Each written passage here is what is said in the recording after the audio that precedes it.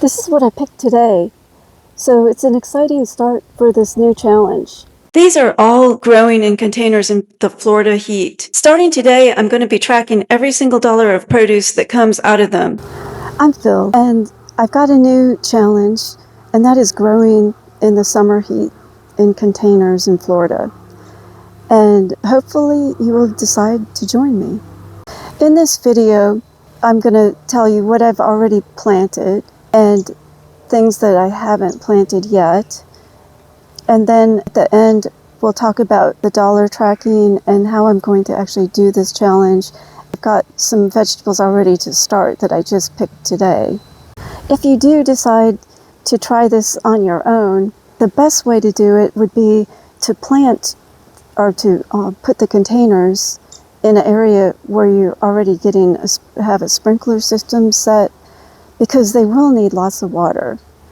I have to water every day it doesn't rain. Usually we do have a rainy season, but not always. Like last year, I had to water almost every day. So just be sure you have a good setup for watering. These are what I've already planted. This is called a Mad Hatter pepper, and it grows really good in the summer heat. I chose this variety because it is proven to be a winner year after year. If you decide to plant a pepper, be sure you plant the snacking smaller peppers. That's what I've had most luck with. Behind it is an eggplant, my favorite. It's called Bride, and it just produces all summer and even into the winter. And over here I've just got a Japanese purple eggplant and then a banana pepper. They produce really well too, but I prefer them in the winter. Now I'm going to plant an Everglades tomato. I just dug this up. It grew from a bird that just planted it wherever it decided. So I've got them all over the yard, but I'm going to try it in the container this year and see how it does. I picked the Everglades tomato because they are really sweet. They're very small, as you can see, but they make perfect salads or even an omelet. You don't have to cut them. And the other reason I picked the Everglades tomato is because it's the only one that will actually produce in the summer. There's no other tomato so far that I've gotten to do that. I'm going to plant sweet potatoes here because it has a trellis behind this. I got these sweet potatoes, they're just extra ones from last year. So I'm just going to plant 2 of them. This one is already started. One, it was just growing in the pathway. They need full sun and lots of water. In this container, it's actually a grow bag. I'm going to put 2 okra in here. I just transplanted them from the raised bed, and they do take up a lot of space, so you could only get 1 in a square foot. Now I'm going to plant this spinach. It's called Malabar red stem spinach, and it's perfect for Florida heat. I've grown it before, but never in containers, so I just planted them here. And then beside it, I've got this cucumber plant growing. I've already had that growing. They are snacking cucumbers, which are the best to grow here. They will produce all summer, but they do have their challenges. This is Swiss chard.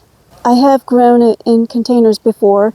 This time I'm planting it in where it only gets morning sun.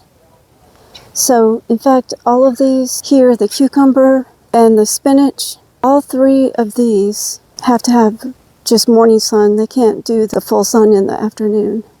For this challenge, I'm using what I call a savings tracker. It's free to download until June 1st. So if you're going to try to track yourself, it's a great little sheet. What I do is I put down what produce I picked and how many, or the pounds, depending on what it goes in. Some things go by the bag or the bunch. And then I write down how much it's worth with a total end.